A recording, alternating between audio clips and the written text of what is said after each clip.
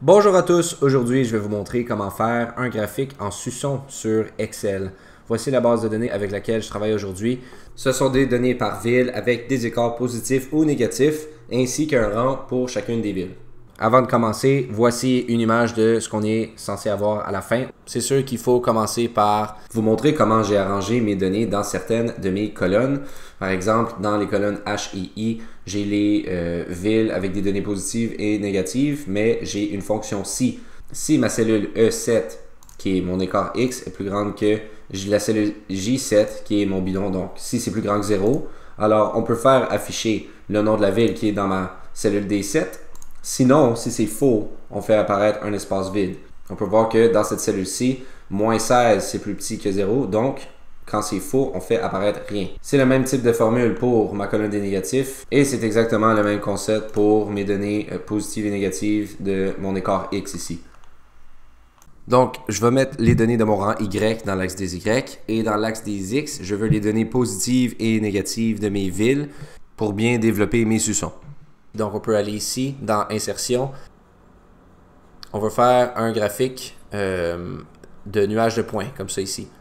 Donc, ça, c'est un début. On va tout de suite aller modifier les données à l'intérieur de notre série ici, parce qu'on veut s'assurer que notre rang Y est bel et bien dans notre série désordonnée Y. Donc, on va resélectionner pour que le tout soit dans les bons axes. Et voilà, notre première étape est censée ressembler à ceci.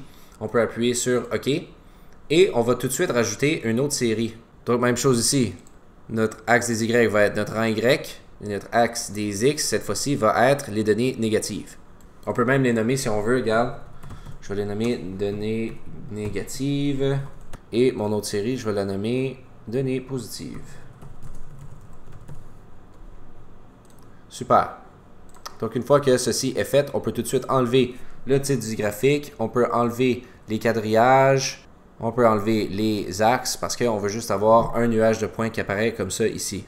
Donc on peut voir clairement grâce aux deux nuages de différentes couleurs qu'on a deux séries respectives. Si on appuie sur un des points sur une des séries et qu'on se dirige à l'intérieur du menu des barres d'erreur ici, on va sélectionner Autre option.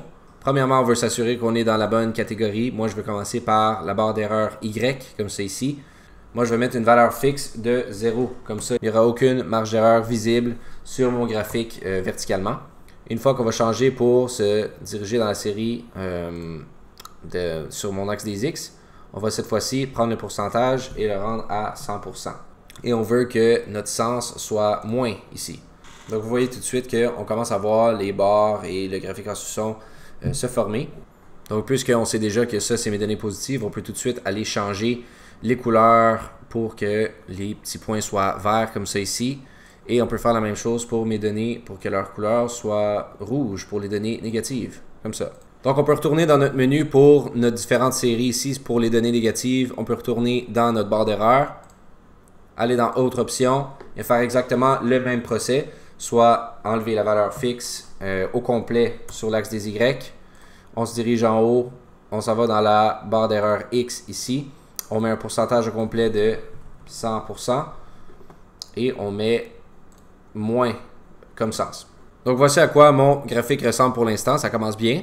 Ensuite, on va créer deux autres séries pour afficher les titres de l'axe des Y, soit le nom des villes, au bon endroit. Donc on va ajouter deux nouvelles séries. On va se faire référence aux bidons positifs et négatifs ici. Les valeurs sur la série des abscisses X doivent être 0. Donc on va prendre notre colonne de bidons qui indique 0 ici. Et notre colonne des Y va toujours être la même. On se fie sur celle-ci. On appuie sur OK. Et on peut en faire un autre qui s'appelle bidon négatif. L'axe des X, on prend les bidons. L'axe des Y, on prend les Y. Donc pour faire apparaître le nom des villes sur l'axe des Y, on peut se rediriger dans notre menu ici. Dans les éléments graphiques, on descend jusqu'aux étiquettes de données et on s'en va dans Autre option. Dans notre menu d'options d'étiquettes, on s'en va voir sur quelle série on se trouve. On est sur la série du bidon négatif. On va enlever les valeurs Y et on vient sélectionner les valeurs à partir des cellules pour nos données négatives. Donc, on vient chercher nos données négatives ou nos villes négatives ici. On appuie sur OK et on voit que nos données négatives y apparaissent dans la partie négative de notre tableau. Maintenant, à partir d'ici, on peut se diriger dans notre série bidon positif retourner dans notre menu ici et faire exactement la même chose. Mais cette fois-ci, on va faire afficher nos données à la gauche de nos points. On retourne ici, on enlève valeur Y, on fait valeur à partir des cellules, on choisit nos données positives ici, on appuie sur OK. Notre titre apparaît encore à droite, mais cette fois-ci, on le veut à gauche. Donc, on clique sur la position de l'étiquette à gauche et on peut voir que nos noms de villes sont aux beaux endroits. On voit de Joliette à Sherbrooke, c'est les données négatives. Nos points rouges sont vers la gauche, donc c'est négatif. De Brossard à Québec, c'est les données positives. C'est nos données positives ici dans notre tableau en haut. Maintenant, la dernière chose à faire, ça va être de venir ajouter un autre étiquette de données, mais cette fois-ci sur nos séries de données positives. Je vais vous expliquer ce que je veux dire par là. On peut voir que c'est pas coché, malgré le fait qu'on vient juste de jouer dans les étiquettes de données. On va aller dans Autre option, puis je vais vous montrer que dans mes options d'étiquettes, je ne suis pas sur les bidons négatifs et positifs, je suis sur les données négatives et positives. Assurez-vous de ne pas oublier ça. On peut aller dans nos options d'étiquette. On va faire apparaître la valeur sur l'axe des X. On enlève la valeur des Y. On veut que ça apparaisse à gauche de nos points. Et on peut se diriger dans notre menu Nombre pour sélectionner une catégorie personnalisée ici. Donc, c'est dans cette section qu'on va venir personnaliser notre format de données pour qu'on fasse apparaître seulement les données de l'axe des X, pas de point-virgule, pas de décimale, etc. Cette section va dépendre des paramètres de votre ordinateur. Donc, arrangez-vous ici pour vous assurer que vous faites les bonnes étapes. Moi, de mon côté, je ne mets pas de séparateur. Je vais enlever les virgules dans mon code de format et je vais mettre 2 points-virgules à la fin pour enlever les données non nécessaires. Donc, quand j'appuie sur Ajouter, on peut voir que mes zéros se sont enlevés de mes données positives et on a nos données pour l'axe des X du côté gauche de mon graphique à suçon. Je vais vous montrer comment faire une dernière fois parce qu'il faut que je le fasse de l'autre bord. Donc, on sélectionne notre série de données positives cette fois-ci. On retourne dans notre petit plus en haut. On s'en va dans Étiquette de données. Autre option. Dans nos options d'étiquette, on désélectionne tout ici. On s'en va dans Valeur X. Là, on veut le faire afficher à droite. Ça tombe bien parce qu'on est à droite de notre graphique.